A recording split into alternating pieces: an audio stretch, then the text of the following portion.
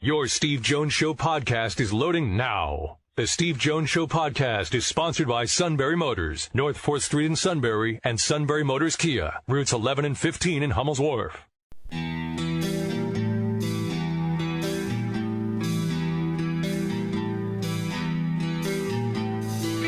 Sports talk where your voice counts. This is the Steve Jones Show on News Radio 1070 WKOK. Now from the Sunbury Motors Studio, here's Steve Jones.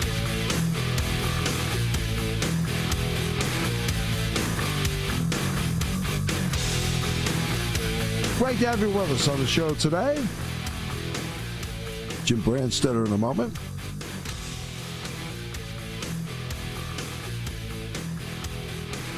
And our play-by-play call of the day, the Bruins last night in a big win over the Anaheim Ducks.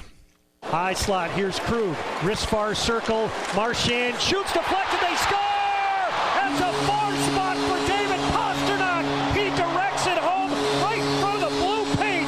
4-1 Bruins, a power play goal. Actually, a matinee yesterday on Columbus Day, and the Bruins won it over the Anaheim Ducks. The score was 4-1, a big day for David Pastrnak.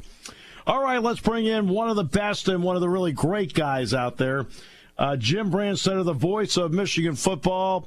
Brandy, it's always great to have you on the other end of the line. Hey, Steve, it's always good to be with you and all the folks in Western Pennsylvania.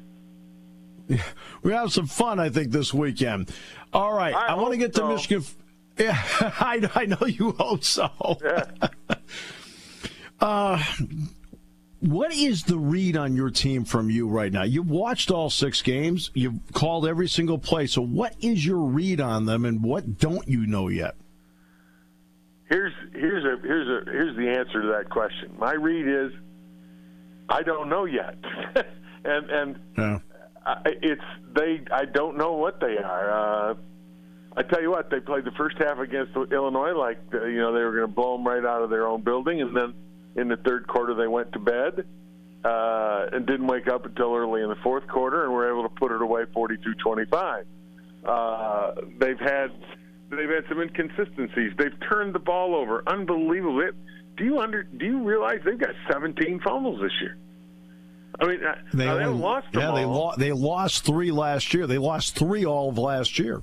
Right, and they got 17 of them this year. I mean, it's like, where does that happen? How does that happen? And I don't know. So that's my answer to your question. I know that they've got talented kids, and I know that they can play extremely well, but it's about putting 60 minutes together and reaching that potential that everybody believes that they have. And that's where this team is, somewhere in between underachieving and getting to that potential. Jim Harbaugh is trying to put it all together. The new offense has been sluggish. Defensively, they can still play. I think Wisconsin's going to get a lot of people trouble. But defensively, I think they're still a strong football team. Offensively, I would call it sluggish. Michigan has been traditionally, including under Jim Harbaugh, a power, straight-ahead running game. What kind of adjustment has it been for the offensive line to play this way instead of playing downhill that way? It's been an adjustment, clearly, because we're not – I mean, the running game, while last week was their best running attack all year long, they got 295 yards against Illinois, and they had 200-yard runners in Hassan Haskins and Zach Charbonnet. But it's been a bit of a struggle. The only other 100-yard game we had was Zach had to go 30 carries against Army to get 100. So I think that the offensive line and the adjustment, because you're not running an I formation back there like they used to. You're running that quarterback in the shotgun, the running back to his left or to his right. They give the ball to the running back 3 yards deep, and then he reads the zone blocking and tries to make yardage. And Michigan just hasn't gotten it, I don't think, figured out yet with new offensive coordinator Josh Gaddis. But again, that's the change. You will not, on the goal line, you won't see a straight eye. You will not see the 3 tight end offense that Michigan has featured in the past. Shea Patterson, does this fit how he plays? It was supposed to. Shea has not played as well this year as he did last year. And yet we were told that this run-pass option kind of a deal and read option type of an offense would fit his skills. He and Dylan McCaffrey, for that matter. But his numbers have not been as good. And again, I think it's partly the offensive line, because I don't think that they have really gelled and put together, and they should be, because they're a veteran group. And yet the running game hasn't going. When a running game doesn't go well and your quarterback can't get protected, I don't care who you are. I don't care what your last name is as a quarterback. You're going to have trouble. And I think that's what Shea has experienced, a lack of confidence, if you will, in the line being able to protect him. Because when he's got that time and he's in that pocket and it's clean, I mean, he plants that back foot and he rips that ball out of there. He looks like a guy that can play on Sundays. But then there are days like against Wisconsin, he was throwing off his back foot and just looked like he was very uncomfortable. And I would think that's what Penn State wants to do to Michigan this coming weekend. Well, as you said earlier, Wisconsin makes everybody uncomfortable. A lot of it's them. When you look at how Wisconsin plays, I'm telling you what, they're really good. What everybody talks about Jonathan Taylor, and they should. The guy is off the charts. His numbers as a running back just crazy. But don't forget about that defense now. They're right. They're better than advertised, I think, on defense, and that defense is getting, I think, flying a little under the radar because of Jonathan Taylor getting all the headlines. Right, exactly. But one thing Shea does have, I mean, is this, Michigan's had some combinations of really talented receivers over the year. What do you think of the talent with this particular group? I think they're amazing. And again, part of this whole mystery of the offense, the sluggishness of it, is that you want Donovan Peoples-Jones and Nico Collins and Ronnie Bell and Tariq Black, those guys all, you want them to be dominant. And give you an example, Donovan's missed a couple of games, but he's only got 12 receptions. I mean, Tariq Black has only got 15 receptions. Ronnie Bell leads the team with 20 receptions. Nico's got 13. Of those four, you would like to see them all, up there in the 20s at this point in a season, because they're that talented. And it's, again, part of the fact that the offense of the running game hasn't been going that well, so they haven't been able to, sustain, have a lot of long drives, and two, protection's broken down a bit on them. So I think, again, that they are very talented at the wide receiver position, and when they figure it out, if they figure it out, this is going to be a tough out, this offense, to get them off the field. You mentioned the Charbonnet getting. He and Hassan had the 100-yard rushing games against Illinois. Right. I was listening to the Army game, driving into the Pitt game here, and as the game's going, I remember when Zach Charbonnet got to 100 yards, and Dan Dierdorf and yourself went back and forth on the fact it was 33 carries. Yeah, I'm a good listener. Well, no, you are, and both of us believe. We come from old school, Dan and I do. Yeah. If you don't average better than 4.5 a carry, you can get 100, so what? But if you get 120 carries, now you're talking. 33 carries for 100 yards, okay, good, congratulations. But it should come in fewer runs. I mean, we both feel that way. And so while it's a landmark number, in 33 carries, not as impressive as if you got it in 18. You know what I'm saying? No, it's like a basketball player that gets 27 points on 27 shots. There's an efficiency to it. That's perfect analogy right there. Yeah. I mean, that's that. Hey, the number looks good. Oh, wait, the efficiency part isn't as great. But what kind of runner has he been? Has he been the kind of guy that between the tackles has been tough? Does he have a breakaway burst to him? Yeah, he's a little bit of both. I mean, he's a big kid. He's a true freshman. And he's 6'1", he's 220, so he's a big back. And he's got good speed. And he's averaging close to 5 yards a carry now with the week he had a week ago. But I would say that, inside the tackles, they haven't busted some plays like they should. comes up the other end and he splits the hashes and goes 50. They've had to make some people miss in order to make something happen.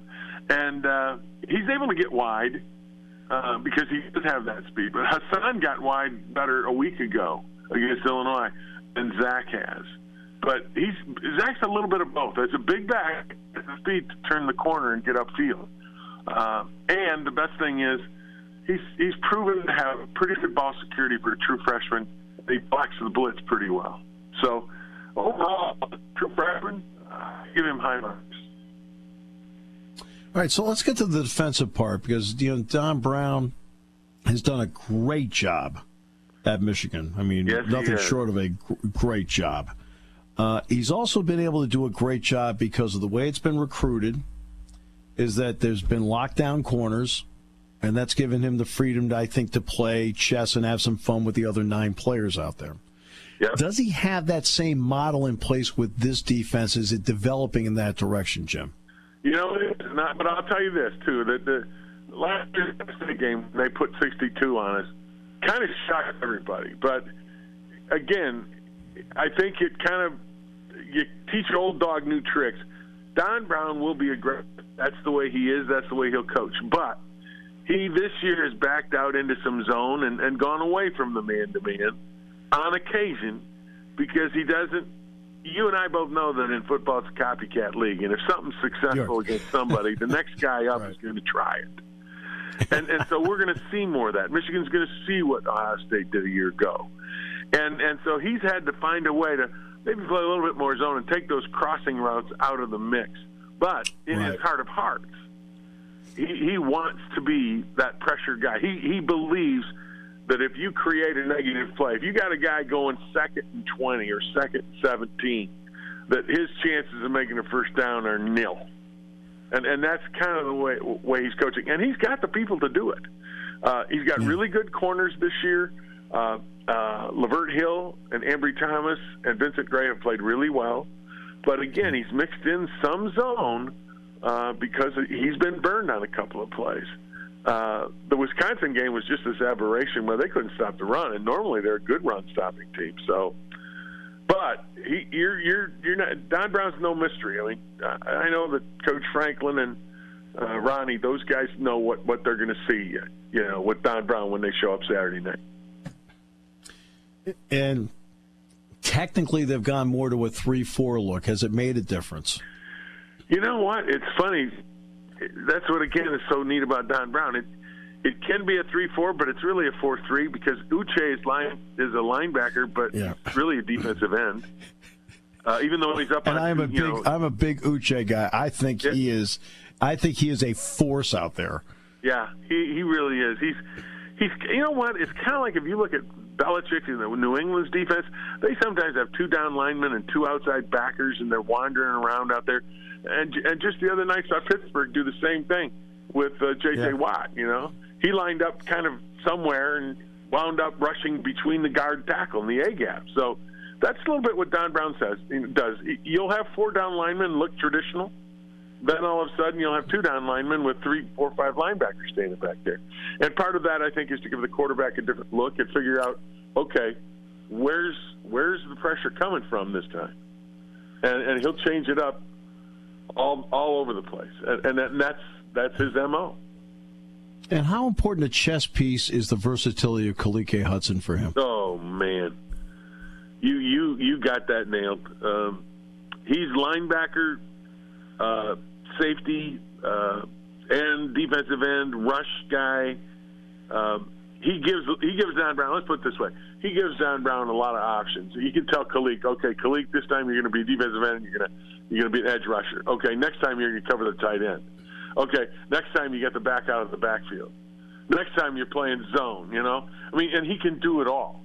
And he's big enough, to rush the passer. He's strong enough and quick enough to run with a tight end or a running back. And I think that he's the Swiss Army knife, if you will, in this Don Brown defense. And your thoughts on Saturday night? What are some things that are going to be important as you watch, this start to play out? Well, the big key for me is Michigan can't turn the ball over. I mean, if you turn the ball over, you're on the road at a whiteout in State College. We've been there before. It is a long night, and you can't do that. And you can't give up big plays. You must, I think, control the ball, keep their offense off, keep Hamler off the field, and that's the key to success for Michigan. For Penn State, it's, I think, a little different. They want to run the ball. I think Kane looks like he stepped out in front of those 4 running backs last week against Iowa. But I think you want to keep Michigan's offense off field, and you're going to wear that defense down, the Michigan defense, which I think serves you as a Penn State player better in the fourth quarter. But for Michigan, I think it's real key. You must not turn the ball over. You cannot make mistakes, and you can't go. First downs are going to be great. If you're in 2nd and 13 against that defense, look out, Charlie.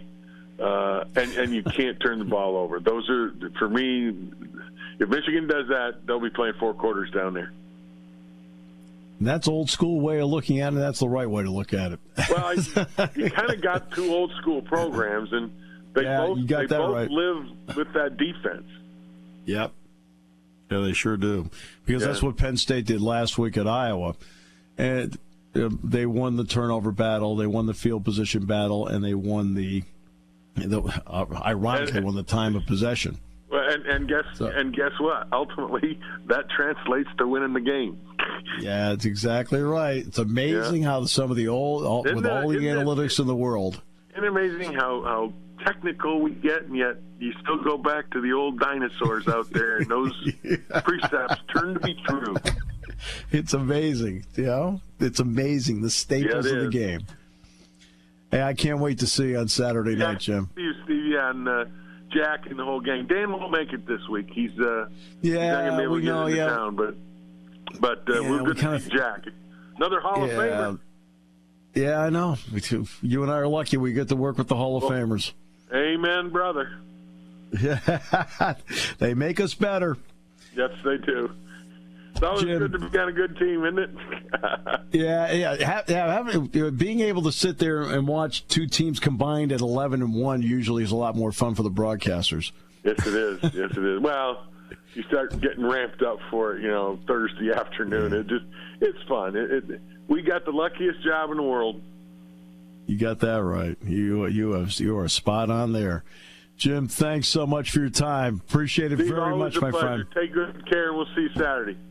You got it.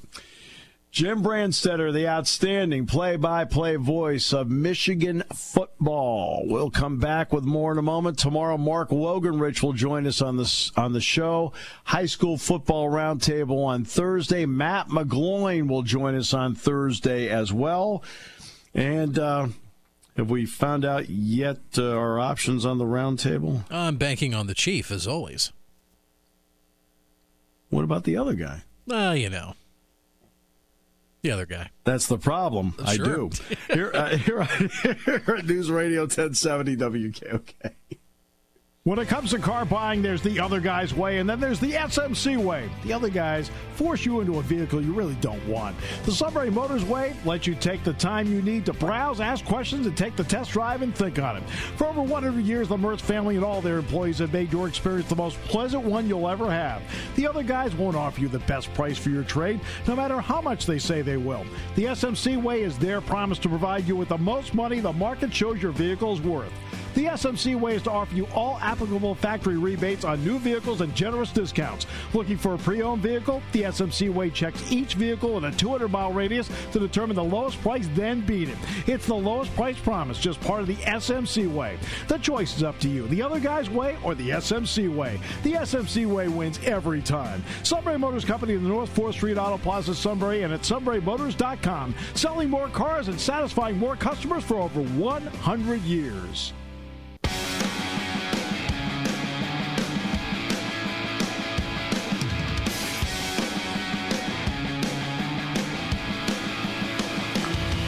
That was a fun hour.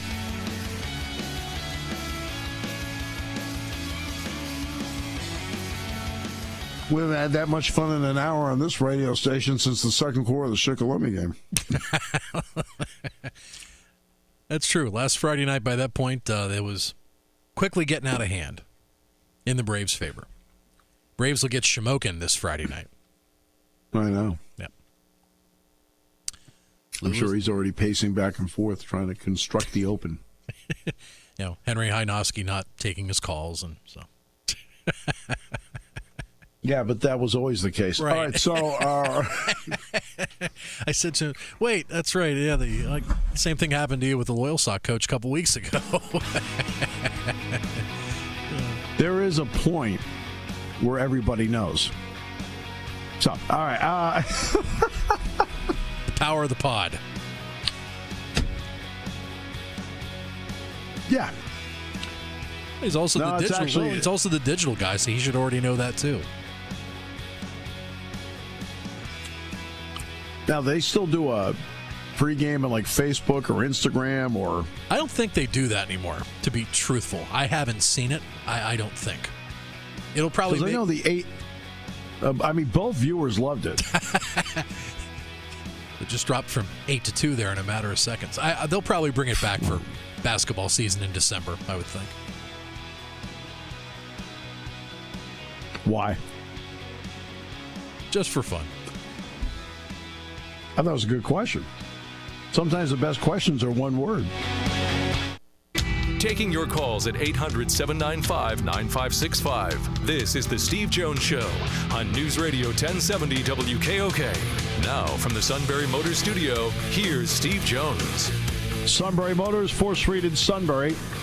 Sunbury Motors Kia, routes 11 and 15 in Hubbell's Wharf. Our thanks to Tony Knopp, who joined us in the 3:30 half hour. Check that out in the podcast. Well, that was a... Isn't it amazing how the last hour has gone by so quickly? I mean, the last hour just flew by. Boom. I mean, like let's go back to like Friday night in the post-game show, how much that dragged, and that was only 10 minutes. Oh, that was a different story. I was concerned you were talking about game night for a second there. Game night's a gold standard. Okay? And I thought the Chief did everything he could to save the post-game show on WKOK. When 10 minutes sounds like an hour, they got done not pretty good. Yeah, they got done pretty early since it was in mercy rule in the second half. I mean, when an hour sounds like 10 minutes, that's good. Yeah. When it's the other way around, now you end up being the interim play-by-play guy. All right, so that title's been kicked around quite a bit the last couple months.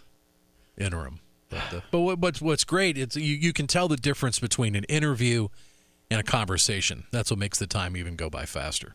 Well, no, these guys are just great guys. I mean, they're just great people to have on. That's the bottom line. They're the ones that make it go, which is great. And so it's on the podcast. Check it out. And tomorrow, Mark Wogenrich will be on. We'll have Neil Coulong on tomorrow, too. The Steelers have a double bye week coming up. They're the only team in the NFL that gets back-to-back bye weeks.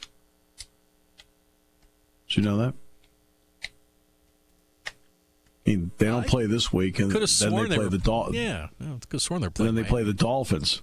Yeah, that's a bye week. So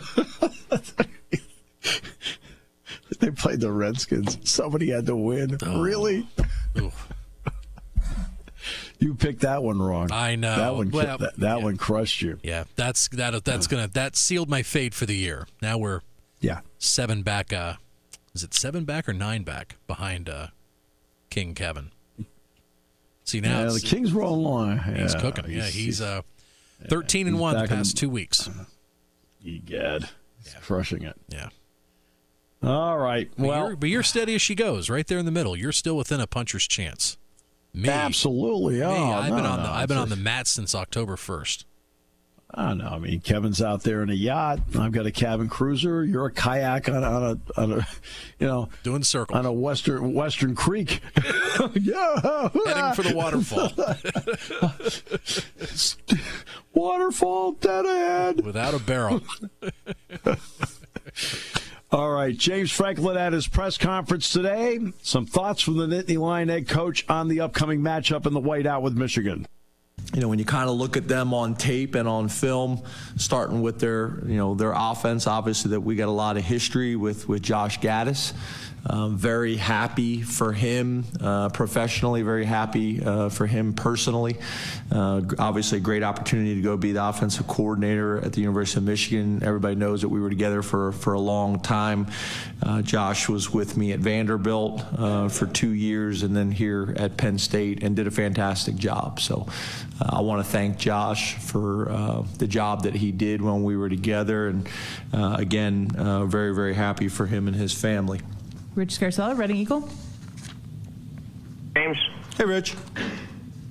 Does Michigan's offense look radically different than from what you've seen from them in the past? And since they do have aspects of what you've been doing, how can that help you and your team in preparation? Yeah, I think obviously, they have familiarity with us. We have familiarity with them. But again, there's some Penn State in there. There's some Alabama in there. There's some Michigan in there. So there's familiarity in both directions. So I would say in some ways they're probably more familiar with us than we are with them because Josh didn't leave right from Penn State and go there. He's had other experiences. He's had other influences. Derek Lavares, Wilkes-Barre Times leader. Hi, James. How are you? Good. How are you? Doing well. James, with Robert Windsor, he seemed especially determined in the off-season to make the most of this year. What maybe stood out to you about his preparation coming into the season in the spring and the summer, and how rewarding is it to see it pay off for him? Well, he's a senior. He's a year older. He's more mature. I saw his mom after the game and gave her a huge, long hug and just was telling her how proud I am of Robert. I mean, literally in every aspect of his life. The young man that it's funny. He told a story Friday night before the team about how his family just dropped him off with all his bags and just left. To think about that young man that his parents dropped off from Fond du Lac, Wisconsin 5 years ago, and to think about how he has matured and grown in every area of his life, and a kid and really a family that are so appreciative of the whole Penn State experience. To me, that this is why you do it. That's what it's all about. And I couldn't be more happy for him. This is, and this is how you want the story to play out. And he's earned this. He really has. He's earned the respect of his teammates and coaches, and obviously, he's gotten better every single year. And this last year is really put it all together. So I think he's got a chance to have a huge impact for us on Saturday. We're going to need him to have a huge impact for us on Saturday. I think one of their strengths is their offensive line, so we're going to need our defensive line to play really well. Mark William, Rich Allentown Morning Call. Hi, James. Hey, Mark. Saturday, you said you studied the run game after last year because you didn't think it was sophisticated enough. What sort of things did you study, and how is the run game more diverse now? Well, we were pretty much, and again, I don't want this to come off the wrong way, but we were pretty much an inside zone team. That's what we were. We had variations of the inside zone, and it really wasn't last year. It's really been the last 2 years with Ricky. I just felt like we needed more diversity, in our running game. We had the inside zone, and then we had the tackle wrap schemes that we did. So, I think some of the stuff that we're doing now, some of the counter, depending on what category, family, kind of how you view football, how you put it in. But some of the counter stuff we're doing with the guard pulling and the tight end pulling as well, and wrapping and leading through. A lot of that stuff showed up in our 4-minute offense at the end of the game. So now not only do we have a little bit more diversity, normal downs throughout the entire game, but also when you get into some of those situations where you want to be able to run it at times where everybody in the stadium knows you're going to run it and have the ability to do that. I think it's the first time we've done that against that type of opponent in my 6 years since I've been here. So I think that is a critical moment, in our 6 years on the offensive side of the football. So that's kind of what I'm talking about is I think it makes it a little bit more difficult to defend. And it allows you in situational football to have some things in your back pocket that you can go to. And Ricky did a really good job of having answers. So, we're able to look at their front. We're able to make a call depending on what pressure they're bringing or what front they're showing. We got what we consider our best call into that look. And I thought our O-line did a great job. I thought our two tight ends, I think that's probably another difference, is we're now not just an 11 personnel team. We're an 11 personnel team. We have the ability to be a 10 personnel team, and then we also have the ability to be a 12 personnel team. The thing that's great is our 12 personnel has the ability to align and play like a 10 personnel team, so we can get into a spread set with our tight ends, and they're a threat. We can get into 12 personnel and line up in a traditional two-back set and be able to run two-back runs.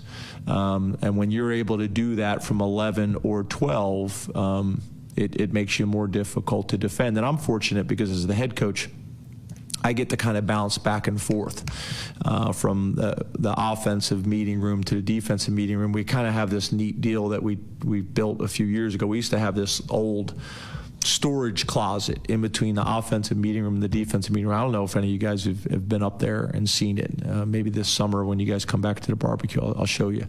But it used to be this storage room, and it had playbooks like in there from like the 60s. It was just wasted dead space. So we gutted that out and turned it into a GA office. So I kind of walk back and forth between the offensive meeting room and the defensive meeting room through that GA office, and things that I hear the offense talking about that I think can help the defense, and then I go to the defensive side and things that the defense are saying that I think can help the offense, and I bounce back and forth. So that's the value of being the head coach, is you're seeing things from 300 feet and being able to bring some perspective to both sides of the ball, because you'd be surprised how little time the offense and the defense spend together once the season starts. Frank Bodani, York Daily Record. Hi, good afternoon, James. Hey, Frank. Hello. KJ, can you describe his personality in depth a little bit and the effect that it has on your team, his teammates? Is it unique at all, the energy and his style? Yeah, I like KJ a lot as a person and as a player. I think that play the other night where we threw the little swing pass to him and there was 12 defenders around him and he found a way to get 3 yards, 3 of the most exciting yards you've ever seen in a first down, is exactly how we drew it up and schemed that play to work out. But KJ's he's been phenomenal. Not only is he a dynamic player, but he's a dynamic personality. He walks into team meetings, he walks into interviews, he comes out to practice every single day, and 99.9% of the time, he lights up the room. He brings energy, it's infectious, it's fun. You want to be around him, you want him around others. It's special, He's got 2 great parents. Dad is awesome, but I think his personality probably most closely aligns with Mom. You guys have all probably seen the rap birthday videos that they've done. That's how Mom is. She's the same way. They're great. So I love KJ, love the whole family. As you guys know, I've said this before, KJ would fall into this category as well. I'm going to try to send mom and dad away on a romantic vacation up in the Poconos with them old heart-shaped beds that they used to have in the late 70s and early 80s. Mount Airy Lodge and the champagne glass hot tubs they used to have up there. Joe Giuliano, Philadelphia Inquirer. Now mom's going to have a response to that. Yeah, she absolutely will. Hello, James. Hey, Joe. Sorry about that. Hey, no problem. Mount Airy Lodge used to be a great place. Have you been? There to play golf, not to do any romantic anything. Yeah, we weren't asking all that, Joe. James, you mentioned on HBO last week that your goal was to become the first African-American coach to win a college football national championship. And I was just wondering, what African-American coaches served as your role models earlier in your career, and when did you feel that this was a goal worth chasing? Yeah, again, obviously, I'd love to talk about being 1-0 this week, but we, I did open this up, so I'll answer your question. But yeah, obviously Tony Dungy, I think played a big part. You look at that first Super Bowl with Tony and Lovey. I think had a profound impact on the sport and on the game and on coaches that look like me and look like Lovey and look like Tony. I think that had an impact. And then when you saw it happen at the NFL level, and felt like that was a important moment within the sport, and hopefully opened up some opportunities for others that. Hopefully the same thing could happen in college football. If you look, the number of head coaches in major college football is not great. There's been times where it's kind of gone up a little bit, and there's been times where it's dropped back down, but the number really hasn't changed in a long time, hasn't grown. So, again, my focus is on my family. My focus is on our locker room and our football program and our team and Penn State. And I wake up every single day completely consumed with my family and Penn State. But what I would also say is those goals and aspirations align. They align with that. They align with Penn State. They align with my family and the type of role model that I'd like to be for my daughters and those types of things. So it's not something that I spend a whole lot of time talking about. It's not something I spend a whole lot of time thinking about. But it is probably something I do carry with me. That is important. That is important to me. Mike Gross, Lancaster Newspapers. Good afternoon, James. Hey, Mike. How are you? I'm great. How you doing? Mount Airy Lodge? I have not been to Mount Airy Lodge. Very familiar with it. Okay. Been to similar facilities in our area, actually. It seems to me, not knowing anything, it seems to me that Iowa plays pass coverage much differently than Michigan does. So how is this a different challenge for your passing game? And why do you think the passing game maybe wasn't more efficient? I mean, 117 yards on Saturday, less than 5 yards per attempt. Why do you think it wasn't a little bit better? Well, first of all, yeah, very different styles, very different approaches defensively. I mean, probably couldn't be any more opposite, to be honest with you, but very effective. And they've pretty much played that way with everybody. And, one of the things I think is a tremendous compliment, I think I said this last week, is if you turn their tape on from this year, you turn their tape on from 4 years ago, it is very similar. They have an identity, and they play within that identity really well, and they allow their players to play fast, and they allow their players to play aggressive. I think Mr. Stone is a great example of that. Some of the freedoms that that he has in that defense, and has got tremendous instincts and just plays.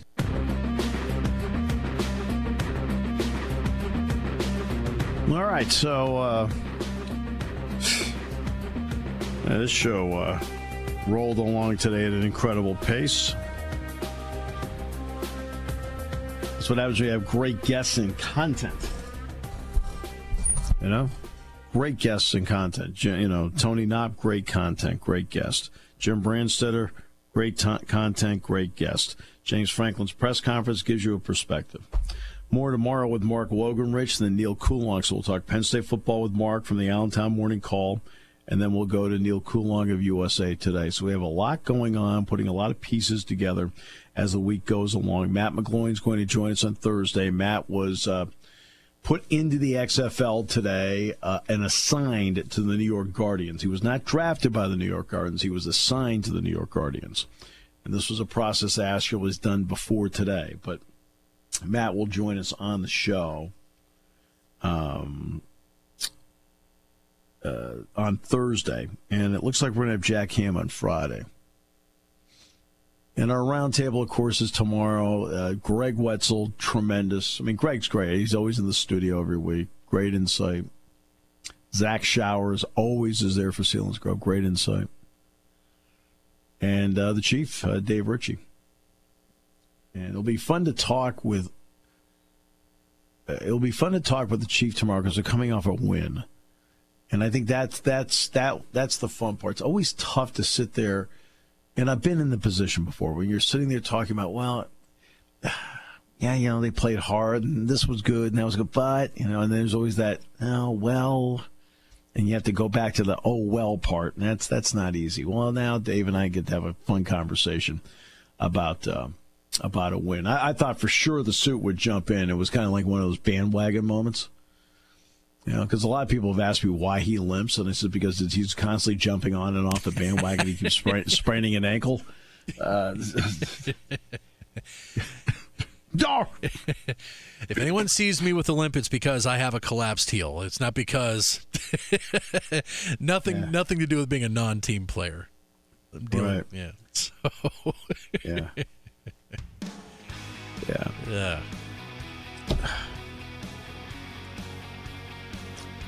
So that's coming up on tomorrow's show. Wogo and Neil. Neil bringing it. And then it's a Steelers bye week. Love it. Well, it's part of back-to-back bye weeks. That's true. I mean, let's be honest about it. I love this, though. I mean, you're giving the black and gold an automatic check on the left side box for the 28th, so that'll put us at 3-4. Okay, so we like that. Let's look at this. It's the Miami Dolphins, right? If you don't put the check mark there now, you're no fan. No. Okay, that team makes the Jets look like they're in Super Bowl III. We're guaranteeing a win over the Dolphins. Wouldn't you? Yes. Your station for news, weather, business, and CBS Sports Radio. News Radio 1070 WKOK Sunbury and on WKOK.com.